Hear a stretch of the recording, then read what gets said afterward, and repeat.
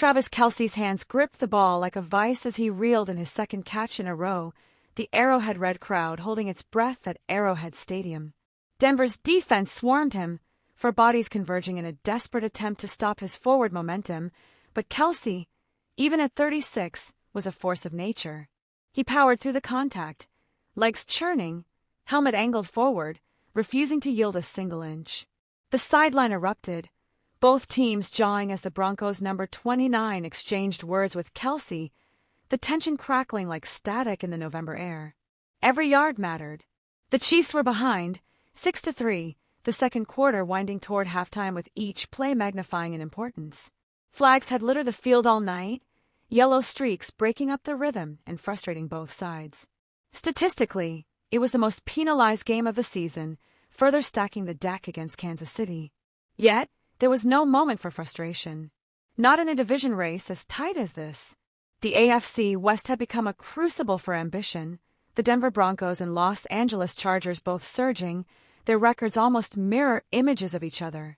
Each team was looking not just for a playoff spot, but for dominance, for the right to call themselves the best in the West. Kansas City, once the undisputed king, now found itself in the unfamiliar position of chasing, looking up at two rivals that had found new life. There was a certain ruthlessness to the NFL, the way it chewed up and spat out would-be dynasties. Just 1 week ago, the consensus was that Patrick Mahomes and the Chiefs had righted the ship, that Mahomes was gliding toward another MVP award. But then came the Buffalo Bills, and with them, Josh Allen's brilliance. The Bills didn't just win, they sent a message. Suddenly, the Chiefs were on the outside looking in, their playoff hopes balanced on a knife's edge. The narrative shifted with the speed of a breaking tackle. Drake May's star was rising, the MVP race wide open, and for Kansas City, nothing felt guaranteed anymore. Meanwhile, the Denver Broncos, for all their offensive struggles, had put together a streak that defied logic. 8 wins on the season, 7 in a row, a defensive juggernaut that smothered opponents. Critics had pounced on the offense's inconsistency, noting their paltry 14 points per game since Week 9, just 245 yards a contest, a bottom-4 mark in the league. But the defense was another story. 11 points surrendered on average, bested only by the league's elite. That was the formula. Win ugly, just keep winning. No one wanted to face Denver's defense in December, especially not with their playoff dreams on the line.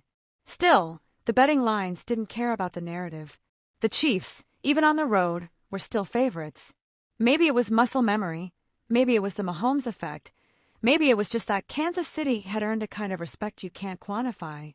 But anyone who watched the Broncos knew that this was a different team, one that thrived in the margins, that found ways to win when the box score said they shouldn't. At the center of the Broncos' new identity was their quarterback, Bon Nix. Only in his second season, he had lived under a microscope. Every throw, every decision dissected and debated. The offense sputtered at times, the critics circling, but when the game was on the line, Nix transformed. Travis Kelce, the Chiefs' irrepressible tight end, said as much in a pregame interview. He spoke with the admiration of a peer, not just an opponent. When the pressure's on, he turns into a different guy, Kelce said. These are the games I love. 4 quarters, heavyweight battle. That's what this league is all about. The numbers backed him up.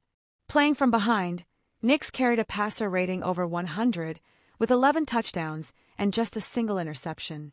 He didn't shrink from the moment, he grew into it, and that made the Broncos dangerous in ways stats couldn't capture. Mahomes, for his part, had always owned the Broncos. 13 wins, just 1 loss, a record that had become a talking point every time the two teams met. But this time, everything felt different. The stakes had never been higher. A loss would not just drop Kansas City further in the standings, it might end their dream of a 10th straight division title. The AFC West was no longer theirs to lose, it was up for grabs, and the Chiefs were forced to fight for every inch. The game itself took on the feeling of a prize fight. Every possession was a battle, every snap a test of will.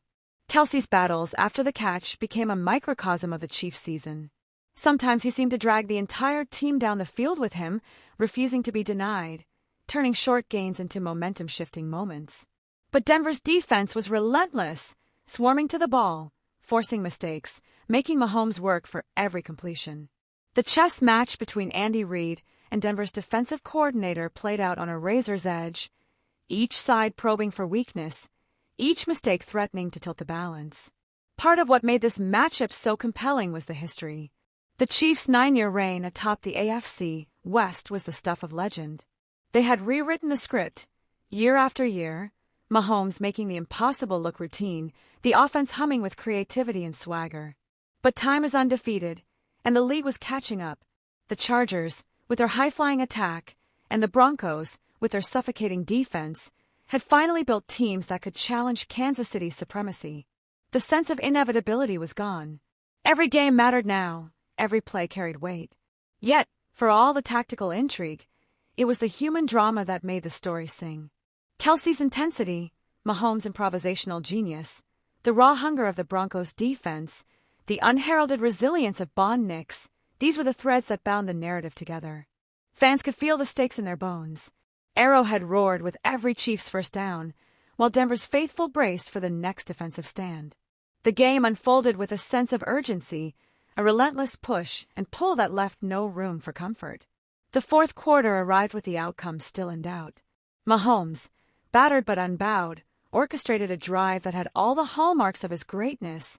Sidearm throws, broken tackles, a scramble on third and long that left defenders grasping at air.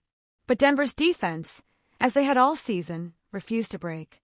On fourth down, with the game hanging in the balance, the pocket collapsed around Mahomes, the ball fluttered incomplete, and the Broncos' sideline erupted in celebration.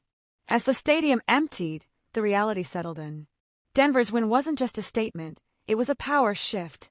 For the Chiefs, the loss was a gut punch, a reminder that the league never stands still. For the Broncos, it was validation, proof that their formula, defense, resilience, and timely plays, could carry them into January. Fans from both cities knew that the rivalry had entered a new era, one where nothing was guaranteed and every season was truly up for grabs. The NFL thrives on stories like this, where the old guard is forced to confront its own mortality, where the upstarts refuse to back down, where every game is a referendum on legacy and ambition. For Travis Kelce and the Chiefs, there would be no time to mourn. The season rolled on, the stakes only growing higher. For Denver, the path forward was clear. Keep winning, keep believing, keep fighting for every yard. The rest of the league watched, knowing that in the AFC West, nothing would come easy. As winter descended and the playoff picture crystallized, one thing was certain. Football, at its best, is never just a game. It's a battle for pride, for history, for the chance to be remembered. And in this season, in this rivalry, that battle was far from over. I just caught a glimpse of the ring. Oh, yeah, you want to see? Yeah. Yes, we do! Well, listen, so am I right in saying that Travis designed that ring? He did. He designed it with this amazing